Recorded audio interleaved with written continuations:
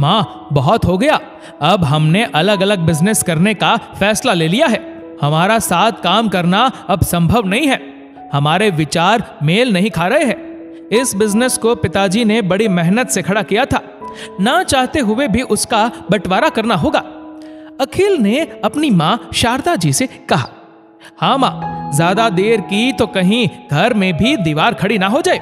मैं बिजनेस अपने हिसाब से चलाना चाहता हूँ, लेकिन भैया को तो मेरी काबिलियत पर भरोसा ही नहीं है। वह तो बस अपनी पुरानी सोच से कारोबार करना चाहते हैं। अब हमें अपना अलग अलग कारोबार कर लेना चाहिए, संयम ने कहा। शारदा जी गुमसुम सी दोनों बेटों की बातें सुन रही थी। शारदा जी के 2 बेटे हैं, बड़ा बेटा अखिल और छोटा संयम।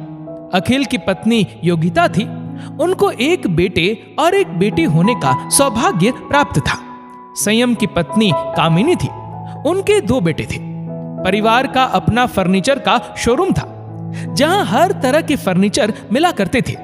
शारदा जी के पति का 3 साल पहले निधन हो गया था। तब तक उनका खुशहाल संयुक्त परिवार था।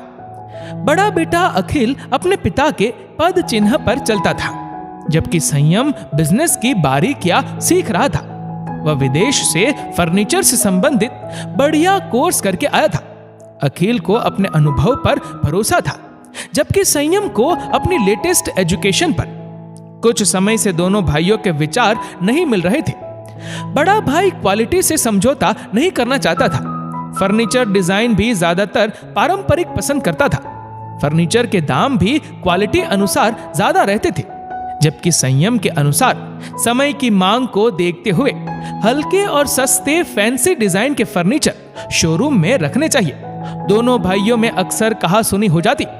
बड़े भाई को लगता कि उसको बहुत अनुभव है, इसलिए बिजनेस तो उसके हिसाब से ही चलना चाहिए, जबकि छोटे भाई को लगता बड़ा भाई उसकी काबिलियत पर भरोसा नहीं करता।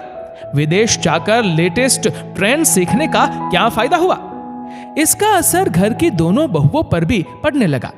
हर वक्त घर में भी तनाव का प्रभाव रहता।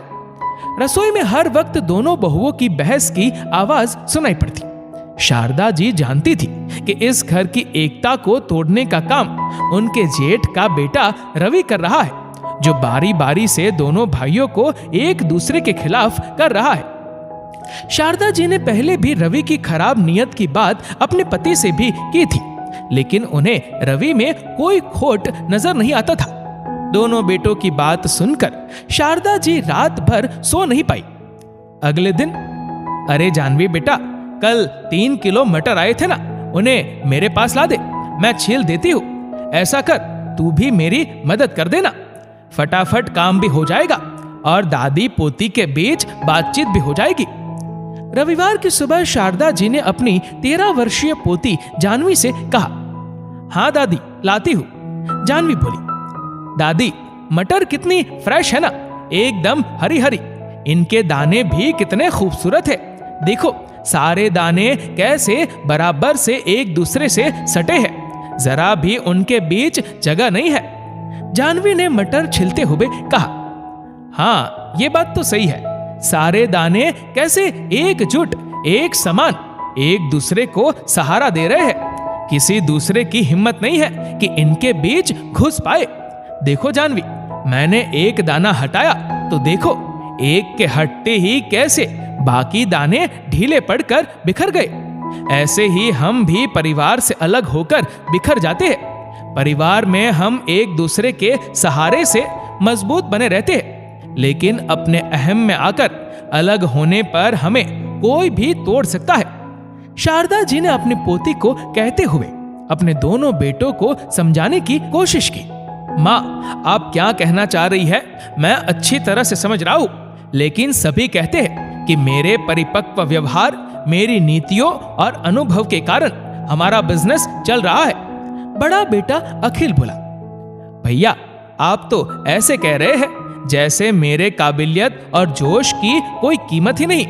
मेरे लेटेस्ट ट्रेड को समझने की कला से ही हमारा व्यापार अच्छा चल रहा है, ऐसा मैं नहीं, लोग कहते हैं। छोटा बेटा संयम बोला, लोग कह रहे हैं कि रट लगाए हो तुम दोनों भाई, जरा बताना ऐसा तुमसे कौन लोग कह रहे हैं। शारदा जी ने गुस्से से पूछा।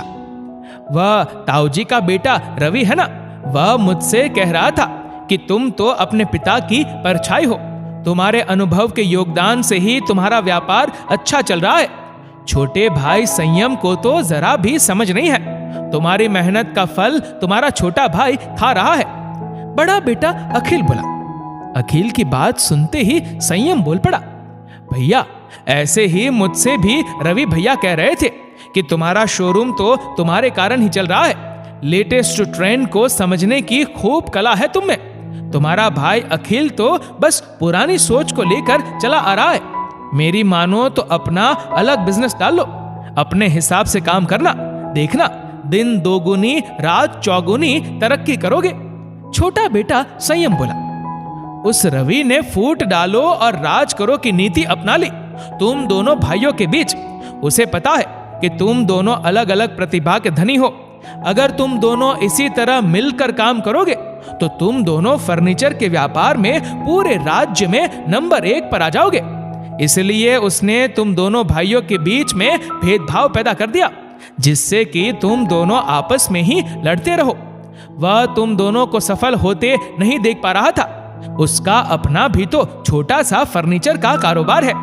बेटा एक दूसरे के महत्व को समझो। एकजुटता में जो सुंदरता है उसे महसूस करना आना चाहिए। शारदा जी ने कहा।